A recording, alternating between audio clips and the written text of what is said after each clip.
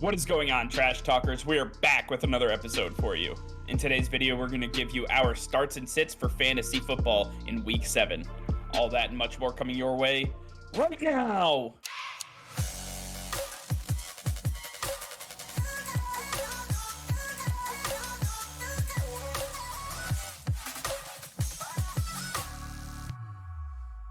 All right, before we get into today's video, be sure to hit that subscribe button and like the video as it will help us out tremendously. So sit back, relax, and enjoy today's video. All right, Nick, Week 7 is here, and we have our fantasy football starts and sits to get to.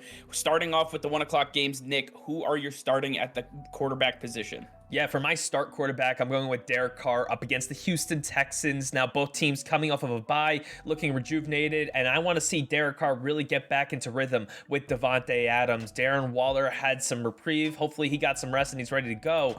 This offense hopefully is going to learn some stuff from what they saw over that bye week and get this offense going. Derek Carr should have a massive passing opportunity in this matchup with the Houston defense really not being very good this season. It should be very high scoring, and I really like Derek Carr's upside this week. But for my sit quarterback, I'm going with Matt Ryan up against the Tennessee Titans. Now, Matt Ryan had a fantastic fantasy performance last week where he was throwing touchdowns left and right. Michael Pittman got a lot of production, and Alec Pierce is stepping up as well. But I think that we're going to see the running backs really get involved in this game. It's going to be a tough defense against Tennessee, who know the Colts offense very well, and I think we're going to see a lot of pressure on the quarterback. I don't expect Matt Ryan to produce under that pressure, and it's going to be a tough fantasy outing for him this week.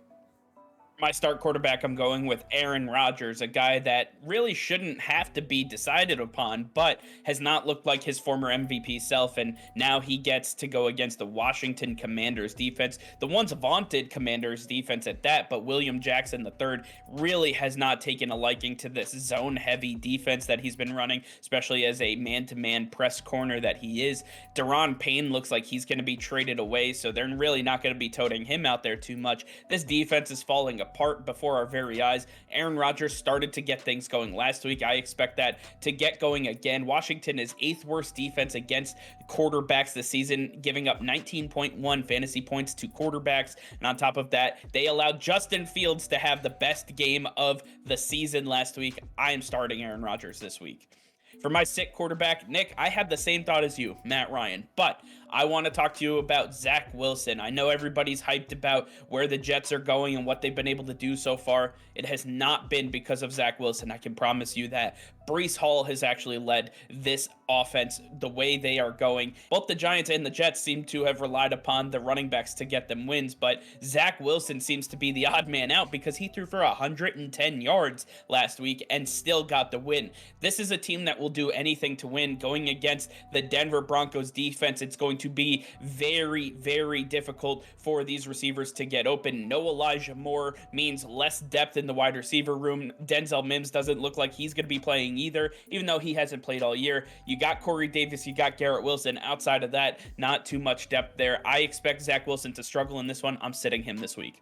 Now moving over to running backs. My start running back is going to be James Robinson against the New York Giants. James Robinson really started the season hot, getting 2 touchdowns in the first 3 games of the season, and then it seemed like he fell off a cliff, and this offense just was not able to do anything at all. The running game really became stagnant, but the New York Giants have a big weakness on defense, and it's their run defense. James Robinson should get a lot of opportunities here, and I think that he's going to have a big game against the Giants. This is going to be a game where they try to keep Saquon Barkley off the field as much as possible. How do you do that? Run the ball. James Robinson is going to be the guy, and I really like his chances to have a big fantasy performance. But for my sit running back, I'm going with the new RB1 in Carolina, D'Onta Foreman. He is a big running back who likes to run through walls. We saw him take over for Derrick Henry last year and look like Derrick Henry 2.0. With him now as the lead back, he's going to have a lot of opportunities, but he's going up against the Bucs defense, and they are very stacked up front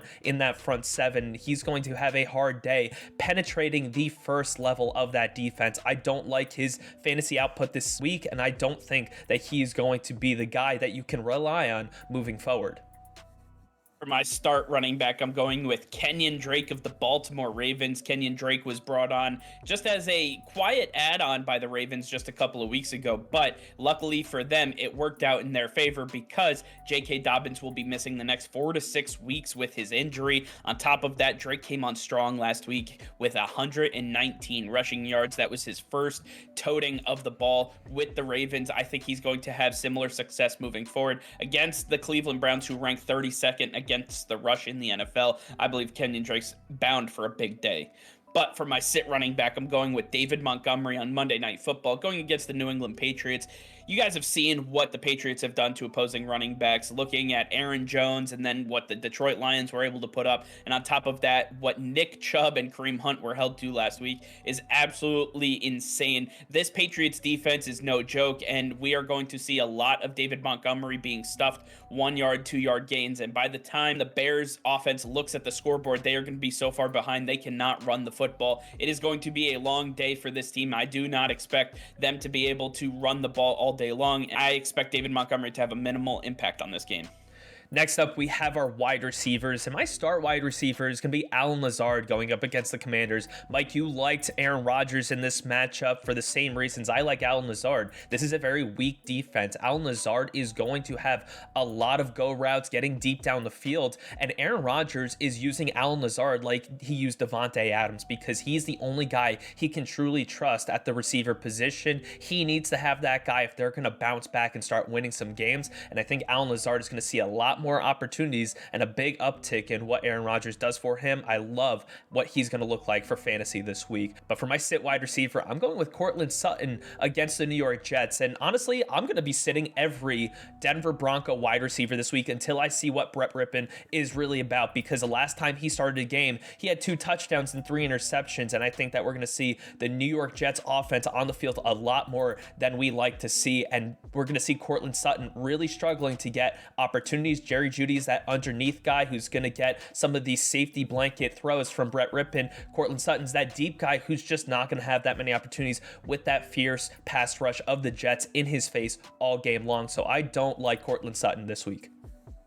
For my start wide receiver, I'm going with Jakobi Meyers of the New England Patriots. We talked about Jakobi Meyers a couple weeks ago and what he means to the New England Patriots. Well, the fact is that he is a PPR machine. So this is a guy that's bound to get at least 8 to 10 targets a game, possibly getting 8 to 10 catches a game. He is the safety blanket, and it looks like Mac Jones will be starting for the New England Patriots on Monday night, which means Mac's going to look for some easy throws early and often. That becomes Jakobi Meyers' job to get open. His elite route running has really showed up the last few weeks, turning guys like Denzel Ward and Jeff Okudah into basically tackling dummies. They were just stuck in the mud, and Jakobi Meyers is the guy that gets that done. I am starting him this week.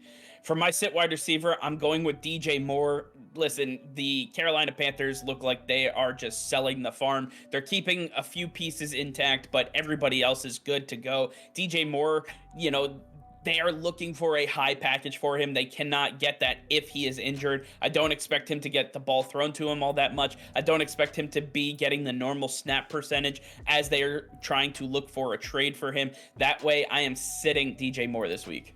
And now rounding it out with our tight ends, my start tight end this week is going to be TJ Hockenson against the Dallas Cowboys. Now, TJ Hockenson before the bye week had a 0 on the scoreboard against the New England Patriots, and we're going to see him bounce back this week with such a high-powered Dallas Cowboys taking the field with Dak Prescott under center. It's going to be a big passing game for the Detroit Lions, and I think TJ Hockenson is going to see a lot more opportunities when Jared Goff has Micah Parsons in his face. He needs to throw it short, and that's going to be TJ Hockenson. So I love what he's going to look like this week. But for my sit tight end, I'm going with Mike Gesicki against the Pittsburgh Steelers because we see Tua Tagovailoa taking the field once again, and he doesn't really throw to the tight end position. Gesicki got 2 touchdowns last week, but that really doesn't happen too often. Most of the time, he's putting up 1 to 2 catches a game, and I'm going to see that once again right here. Mike Gesicki is not going to be a part of this offense and this game plan, and I'm going to be sitting him against the Pittsburgh Steelers.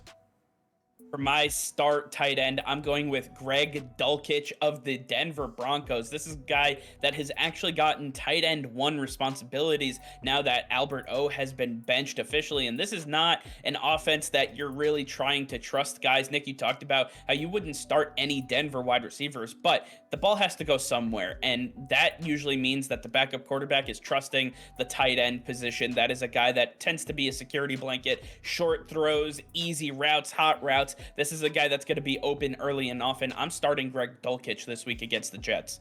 For my sit tight end, I'm going with Daniel Bellinger of the New York Giants. This is a guy that has come on strong the last 2 weeks. He's really shown a propensity to work with Daniel Jones in this new offense, but it seems like that was a little too much as he has been highly touchdown dependent. Again, not saying he can't get a touchdown, but you are relying solely on the idea that he could. There are much better streaming options. Dulcich, Njoku, talking about TJ Hawkinson. If you can grab any of those guys, I would do that over Daniel Bellinger. All right, well, I want to hear from you guys. Let us know in the comments down below if you have any fantasy questions before today's games. Let us know and we'll help you out. All right, well, that's going to be all for now. Thank you all for watching. Be sure to like this video and subscribe to the channel if you haven't already. Hit that notification bell. We go live every single day. That'll be all. Peace and love.